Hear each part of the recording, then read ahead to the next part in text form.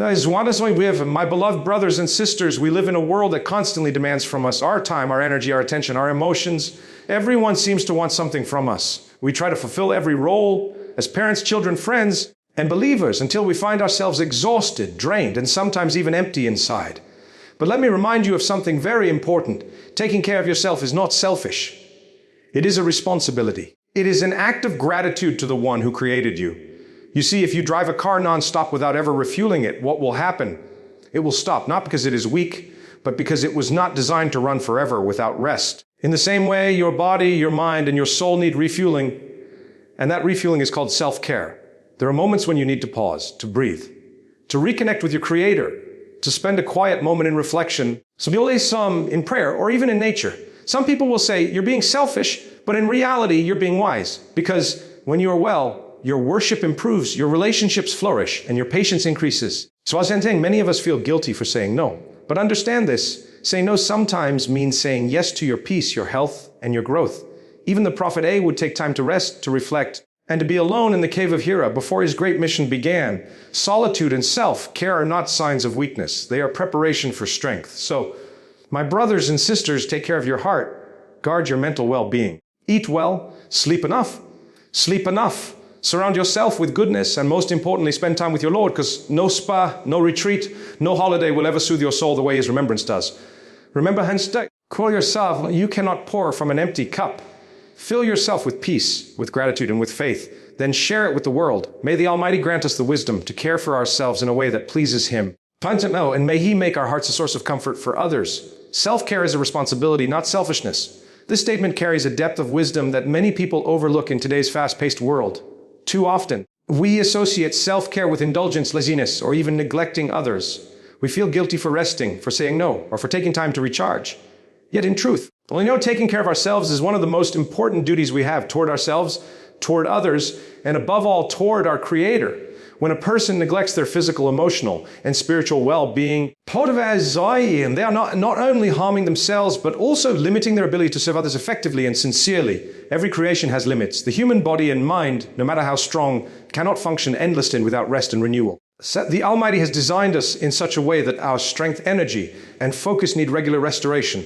This is why sleep is not merely a habit, it is a divine mercy. Eating well, resting, maintaining balance in life. These are not luxuries. If a person deprives themselves of care, they eventually break down physically, mentally, or spiritually. A car without fuel stops running. A lamp without oil stops shining. Likewise, a soul without care loses its light. When people ignore self-care, they often do so with good intentions.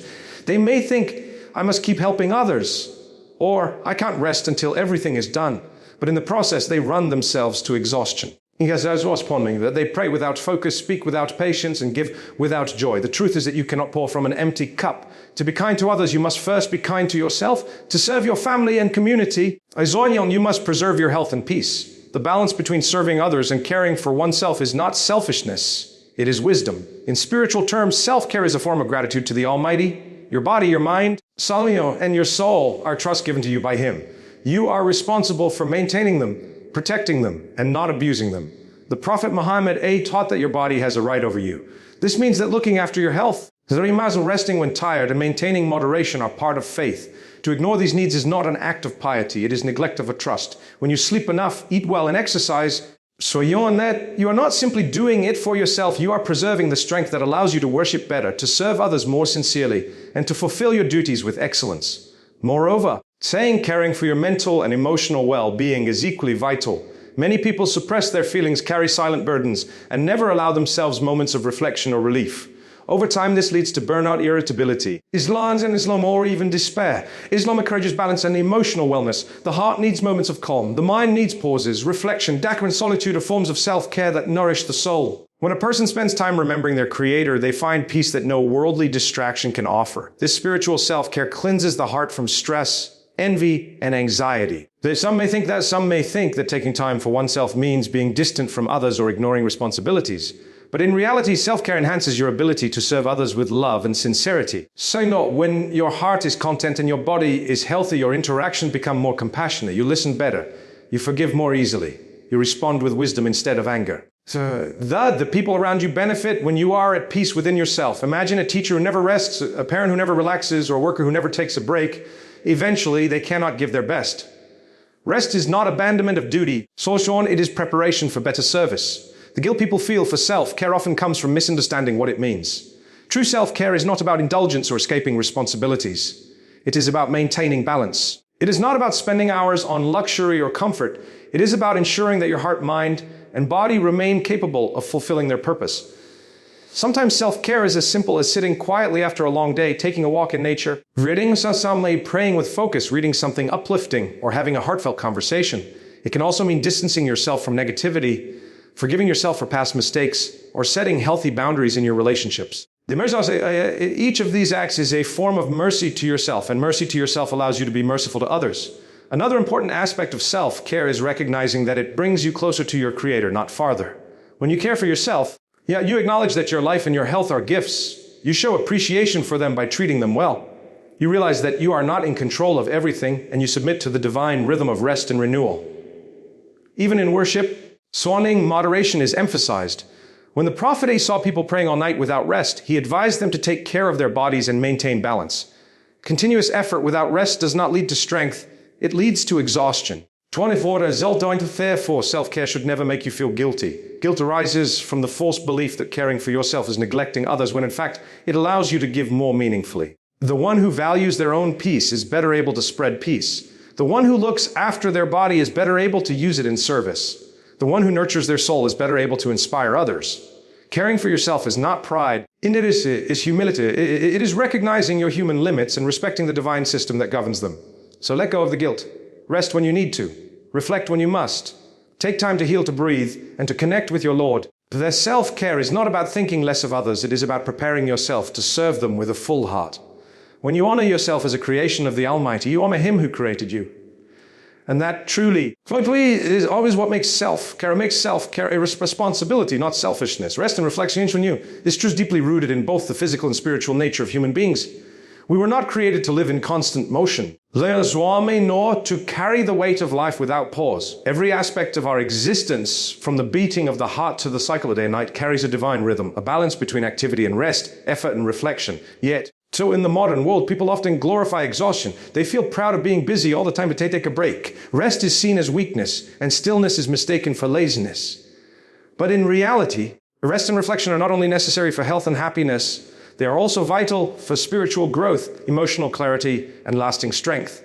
When a person allows themselves to rest, they are not wasting time. They are renewing their energy. Just as the body needs food to function, the heart and mind need moments of peace to regain focus and stability. Without rest, our thoughts become scattered, our patience weakens, and our connection with Allah grows distant. True to rest does not simply mean sleeping or sitting idle. It means giving your body and soul what they need to recover. It could be a good night's sleep, a quiet walk, or a moment of silence away from noise. It could also mean stepping back from your routine to see your life from a different perspective.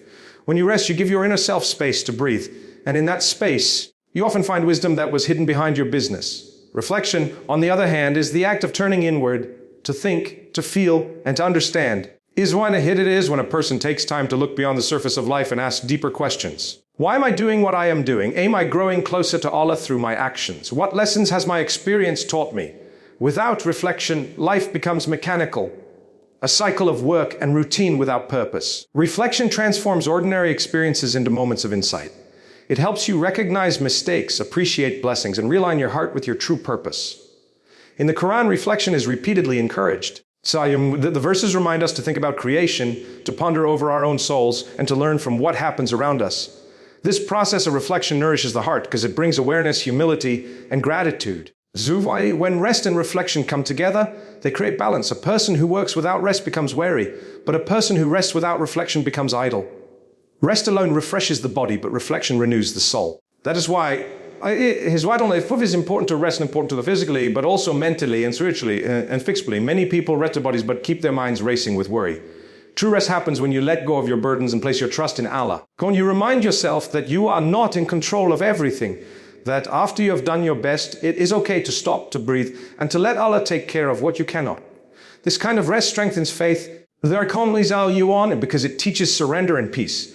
There are countless examples in faith and history that show the power of rest and reflection. Before the revelation began, the Prophet would retreat to the cave of Hira for reflection and solitude. He spent time alone, away from distractions, to think deeply about life and truth. It was in that peaceful silence that divine revelation came to him. This shows that stillness and reflection prepare the heart for greatness. Even during his mission, the prophet would take time for worship at night, moments of silence and supplication. These were not times of inactivity. For Sallallahu, they were moments of renewal that gave him the strength to face challenges with calm and wisdom. In our own lives, we can apply this principle by creating space for stillness. We live in a time of constant noise, social media, news, work. And endless responsibilities. Our minds rarely get a moment of quiet. That is why so many people feel anxious and restless. Even when they have everything they need, they have forgotten the value of rest and reflection.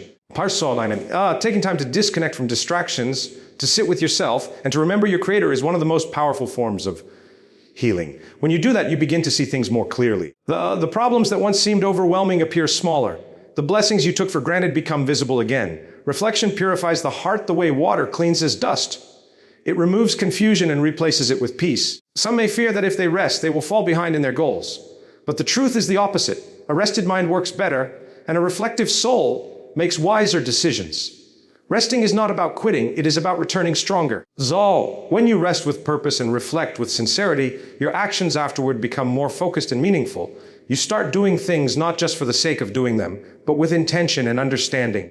That is what brings success. Not endless effort, but balanced effort supported by wisdom and inner calm. Rest and reflection also deepen your connection with others. When you are tired and overwhelmed, you may respond to people with irritation or impatience. But when you are at peace within, you can give love and kindness more freely. The people around you feel your calmness, and your presence becomes a source of comfort rather than tension. In this way, taking care of yourself through rest and reflection is also a gift to those around you. Ultimately, rest and reflection are not luxuries, they are forms of worship.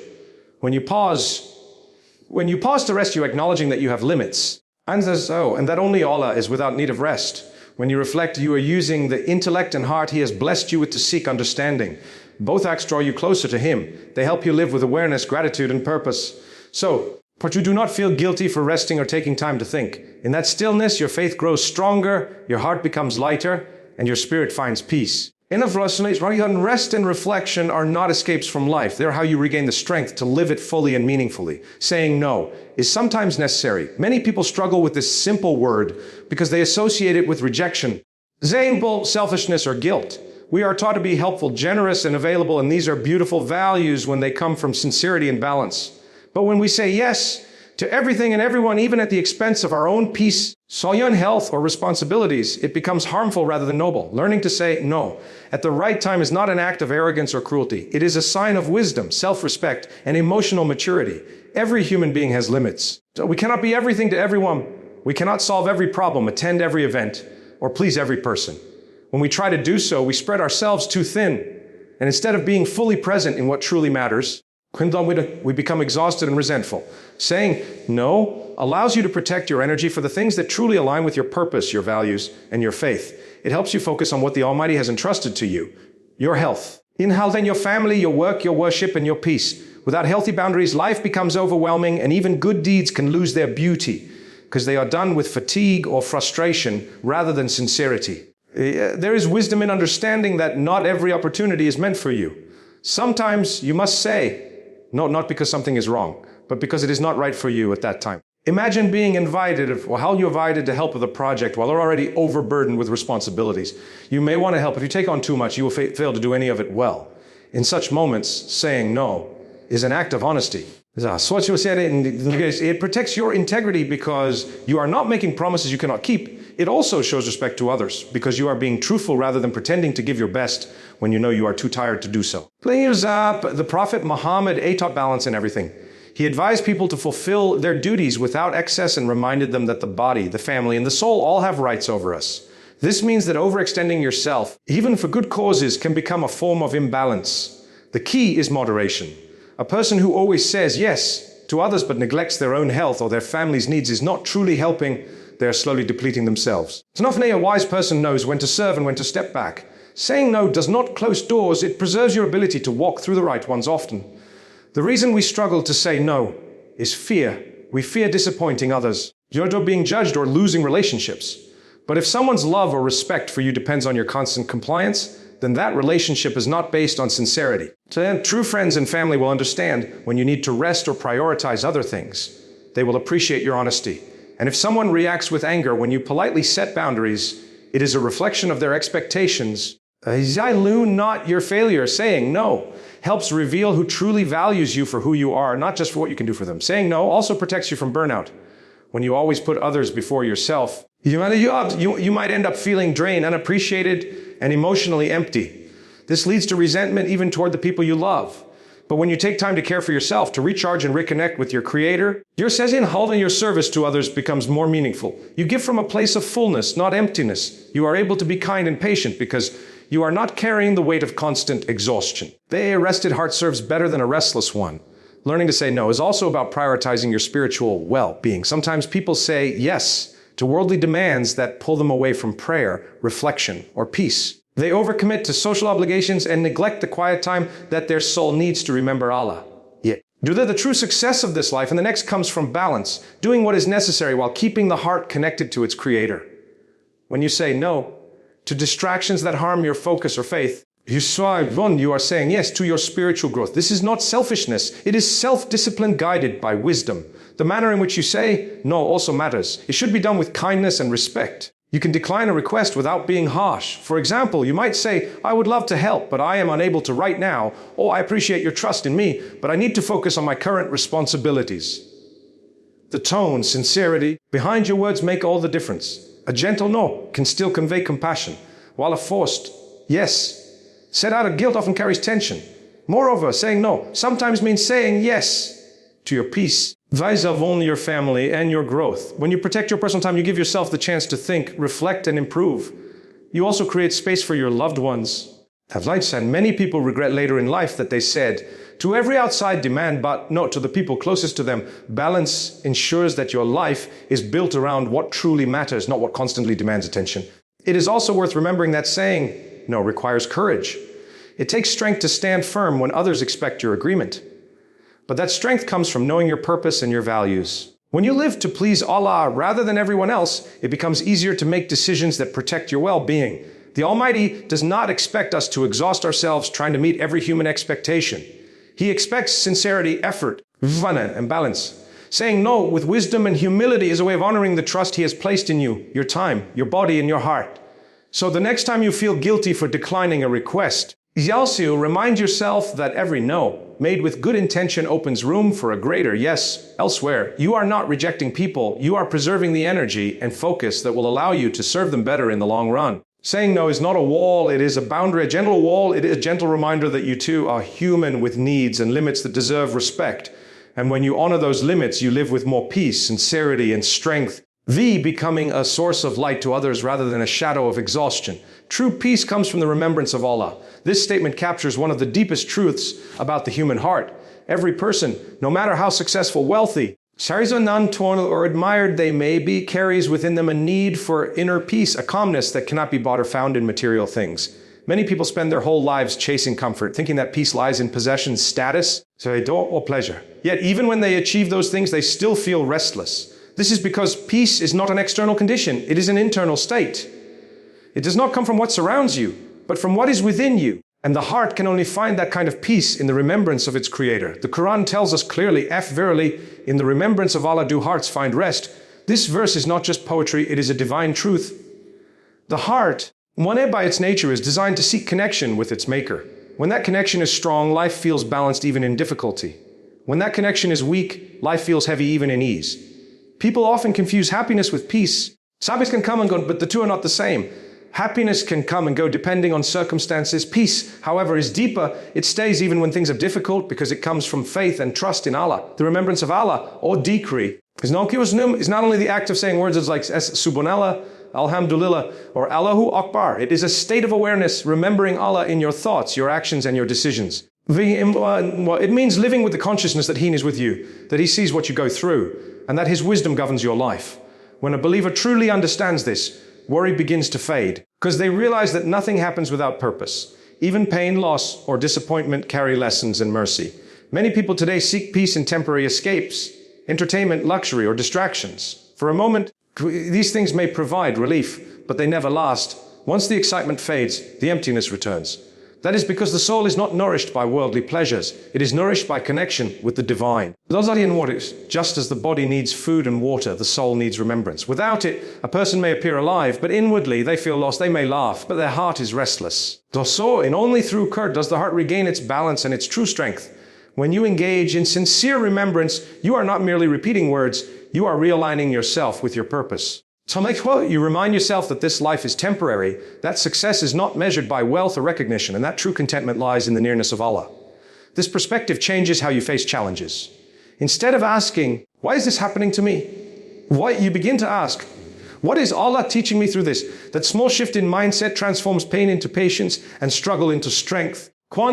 The beauty of remembrance is that it can be practiced anywhere and at any time. You do not need a special place or moment to remember Allah. You can do it while walking, working, or even resting. A heart that remembers Allah frequently becomes soft, humble, and grateful. It finds beauty in small things and hope in difficult moments. On the other hand, when the heart is distant from remembrance, it becomes hard, ungrateful, and anxious. It focuses only on what is missing and overlooks what is already there. This is why those who maintain dhikr often appear calm even during storms. They are not untouched by hardship. But they have something within them that anchors them, faith. The remembrance of Allah also strengthens your connection with prayer. Salah itself is the highest form of dhikr. When performed with sincerity and focus, prayer becomes a refuge from life's chaos. It's not just a ritual, but a meeting with your Creator. Every time you bow in prayer, you are reminded that you are not alone, that your problems are seen, and that your efforts are known. That awareness brings comfort no worldly achievement can provide. People often underestimate how deeply prayer and remembrance can heal the heart, but those who taste it know that it fills the soul with light and stability. Remembrance also purifies the mind. When you constantly remind yourself of Allah's presence, negative thoughts lose their power. You begin to worry less about people's opinions and more about what pleases your Lord. This mental clarity leads to emotional peace. You stop chasing things that don't matter and start valuing what truly does. You forgive more easily, let go of grudges, and find peace and simplicity. The more you remember Allah, the less room there against jealousy or despair. In moments of hardship, dhikr becomes a source of strength. When you lose something you love, remembrance reminds you that Allah's plan is perfect. When you are afraid, it reassures you that Allah's protection is near. When you are lonely, it comforts you with the awareness that Allah is closer to you than your own heartbeat. This kind of peace cannot be taken away by loss or pain because it is rooted in faith, not circumstances. It is a peace that survives storms because its foundation is the eternal. Those who remember Allah frequently also inspire peace in others. Their calmness, patience, and kindness reflect the tranquility within their hearts. They become beacons of light in a restless world. Their presence soothes others not because they have no problems, but because they have learned where to place their trust. The remembrance of Allah gives a person dignity, humility, and serenity that no material possession can offer. Ultimately, true peace is not found in comfort or control, but in connection. Connection with the one who controls all things. When your heart is attached to Allah, you can face the ups and downs of life with grace. You understand that whatever leaves you was never meant to stay, and whatever is written for you will reach you in time. This trust brings freedom from fear and anxiety. So, fill your heart with remembrance. Let your tongue speak His name. And let your life reflect His presence. In that remembrance, you will find a peace so deep that no storm can shake it and no loss can destroy it. A peace that only comes from being close to the one who created your heart in the first place.